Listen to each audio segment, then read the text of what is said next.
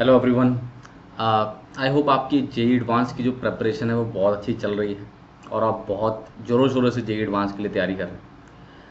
यार क्या होता है कि इतनी तैयारी करने के बाद भी कई बार पेपर जो है हमारा ना, वो हमें वो मार्क्स नहीं मिल रहे होते मॉक टेस्ट में, या फिर हम वो टारगेट्स को अचीव नहीं कर पा रहे जिनको हम डिज़र्व करते हैं। देखो, एक टारगेट हमारा ये होता है जिसको हम सेट करते हैं एक रियलिटी पॉइंट ऑफ व्यू से। एक होता है कि शायद हमारा वो आ जाए ना, एक इमोशन के साथ अटैच्ड होता है कि यार शायद मेरा ऑल इंडिया रैंक वन आ जाए। लेकिन सबको अंदर ही अंदर पता होता है कि ठीक है, मेरा वन नहीं आएगा, मेरा पर्टिकुलर रेंज में जाके मैं गिरूंगा, या मेरे उतना परसेंट पेपर हो पाया मेरे मॉक टेस्ट में। लेट से अभी 100 नंबर आ रहे हैं तो काश मेरे पेपर में 200 आ जाए, वो थोड़ा अनरियलिस्टिक है। हाँ, क्या मैं उस 100 को 120 130 140 मतलब थोड़ा सा इम्प्रूव कर सकता हूँ? Can I improve my score from current X number to Y number?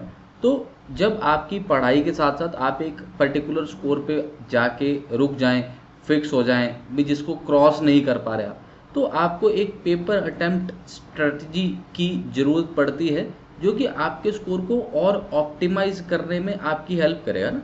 देखो, केवल पेपर अटेम्प्ट स्ट्रेटजी से तो जेई एडवांस के क्वेश्चन नहीं होंगे, ये तो किसी भी एग्जाम के नहीं होते ना। क्वेश्चन तो होने किससे हैं कि आपने पढ़ाई कैसे करी है। क्वेश्चन इस बात से होंगे कि आपने पहले कितनी प्रॉब्लम सॉल्विंग करी है, कितने क्लासेस लगाए हैं, कितने होमवर्क्स करे हैं, कितनी शीट्स निकाली हैं।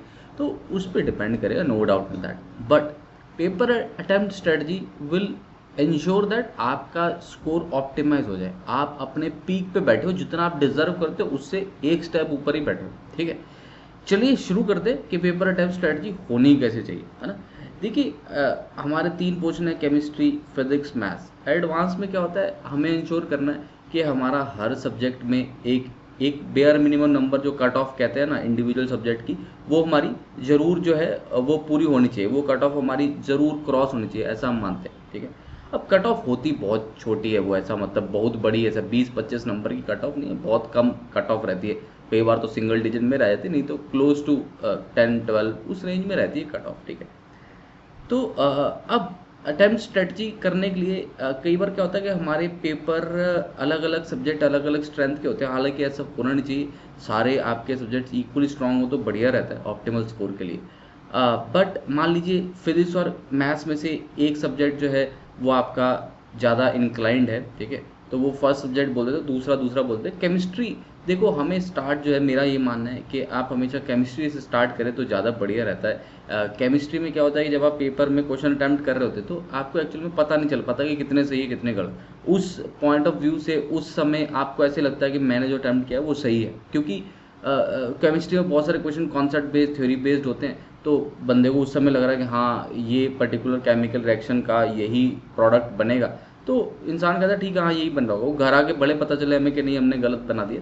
बट उस समय पता लगाना मुश्किल हो जाता है। मैथ्स और फिजिक्स में या केमिस्ट्री के न्यूमेरिकल पोर्शन में अगर देखें तो वहाँ पे क्या है, वहाँ पे जैसे आपने आंसर निकाला, आपका आंसर आ गया 480, और आपने देखा कि सारे ऑप्शन जो है वो हज़ारों में है, कोई 5000 है, कोई 10,000 है, कोई 15,000 है, तो आपको साफ ही दिख जाएगा कि आपका क्वेश्चन जो है जो आपने सॉल्विंग करी है वो गलत हो गया।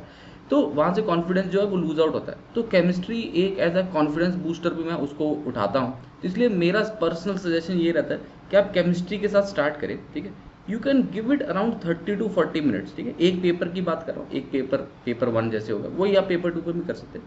30 to 40 मिनट्स की रेंज में आप दे सकते हैं। अगर केमिस्ट्री आपका बहुत ज़्यादा स्ट्रांग है तो 40 मिनट्स, क्योंकि आप पूरा और क्वेश्चंस कर पाएंगे। अगर केमिस्ट्री वीकर साइड पे है तो 30 minutes. 30 minutes will help you calm down your nerves. आप एग्जाम में थोड़ा एक कंफर्टेबल हो जाएंगे उस एनवायरनमेंट में, कह लीजिए। उसके बाद ये आपका पहला हो जाएगा। अगर मैं फर्स्ट राउंड की बात करता हूँ तो यहाँ से शुरू होके उसके बाद इधर आप फिजिक्स स्टार्ट कर सकते हैं और उसके बाद मैथ्स, या फिर आप पहले मैथ्स स्टार्ट कर सकते हैं और उसके बाद फिजिक्स। मेरा सजेशन है कि इधर 40 मिनट्स आपको देने चाहिए, इरिस्पेक्टिव ऑफ आपका कौन स्ट्रांग है कौन वीक है, क्योंकि इतने का आपने सारे सब्जेक्ट्स को इतनी स्ट्रेंथ जरूर दे रखी हो कि 40 मिनट में आप कुछ कुछ क्वेश्चन दोनों के कर पाए, है ना। मतलब 40 मिनट तक आपको ऐसे क्वेश्चन मिले जो आपको आते। ऐसा करने के बाद आपके पास कुछ समय बच जाएगा। अब इस समय को आप अपने हिसाब से डायनेमिकली अलॉट कर सकते हैं।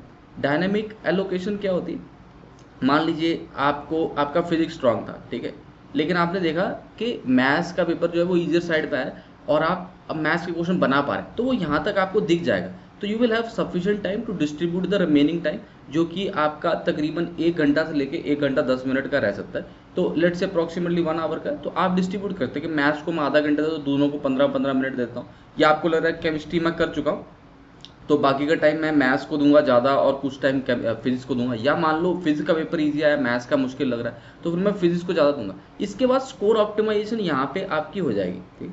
बहुत सारे लोग क्या करते हैं, वो एक सब्जेक्ट को पिक करते, ऑप्टिमाइजेशन एक सब्जेक्ट को पिक करते और फिर क्या करते उसी को करते रहते। 1 घंटा फिजिक्स कर लिया, फिर 1 घंटा केमिस्ट्री कर लिया और फिर 1 घंटा मैथ्स। अब जो लास्ट में 1 घंटा मैथ्स किया ना, उसका आउटपुट एकदम से खराब हो जाएगा। क्यों? क्योंकि लास्ट में फिर से वही फीलिंग आती है जो फीलिंग शुरू के आधे घंटे में आती है। जैसे नर्व कंट्रोल करना ना मुश्किल हो जाता है, टाइम जो घड़ी होती है वो उसमें टाइम कम हो रहा होता है, पेपर हमारा इतना बड़ा पड़ा होता है और हमारे सामने दिख रहा होता है कि अब हमारा जो हम रैंक सोच के आए थे उस रैंक से तो हम बहुत दूर रह गए, जो स्कोर टारगेट हमारा था उससे हम बहुत दूर रह गए।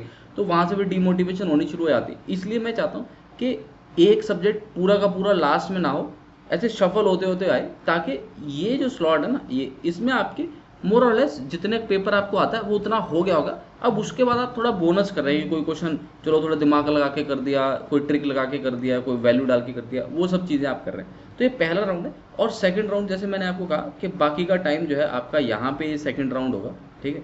तो वो आपको डायनेमिकली एलोकेट कर दे रहे हैं और कोई इसमें खास दिक्कत नहीं होने वाली है आपको। और कोई खास ऐसा out of the world strategy नहीं बनाई है हमने वही बनाई है जो टाइम एंड टेस्टेड है, जो हर साल बच्चे करते हैं हमारे और हर साल बहुत बढ़िया रैंक्स लेके आते हैं। This is the similar strategy that I am sharing with you, ठीक है। It's not like an experiment कि हम आपके ऊपर एक्सपेरिमेंट करें। This is very well tested, बहुत सारे लोग इसको फॉलो करते हैं और एक ऑप्टिमल रिजल्ट के साथ आगे बढ़ते हैं, ठीक है। तो आप भी ट्राई करके देखिए। मैं ये नहीं कह रहा कि आप ब्लाइंडली इसको फॉलो कर लीजिए, आपके पास मॉक टेस्ट का समय होगा। अभी जैसे आज 19 तारीख चल रही है, 19-20 तारीख है, तो आप देखिए आपका भी एग्ज़ाम में 2 हफ्ते हैं, तो आप कम से कम 2 से 3 मॉक टेस्ट जरूर रखे होंगे, ठीक है। तो 3 मॉक टेस्ट पकड़ के चलिए, तो आप लगा के देखिए 3 मॉक टेस्ट में ये स्ट्रैटेजी को, और देखिए आपका स्कोर कैसे ऑप्टिमाइज होता है। और मेरे को चैट में नीचे कमेंट में जरूर बताइएगा कि फ़ायदा हो रहा है, नुकसान हो रहा है, या आपके क्या व्यू पॉइंट्स है, आपको क्या लगता है दिस विल वर्क, या you want to change the time variations के नहीं मेरे को तो फिजिक्स से ही स्टार्ट करना है या मेरे को मैथ्स से स्टार्ट करना है। How is it going to be. एक बार ट्राई करके देखिए। और मेरा काफ़ी स्ट्रॉन्ग बिलीफ है कि आपका जो स्कोर है वो डेफिनेटली बढ़ेगा ही बढ़ेगा, ठीक है। तो that will be all for this short video. Do hit the like button and I'll see you very soon again with another video. Thank you. Bye bye.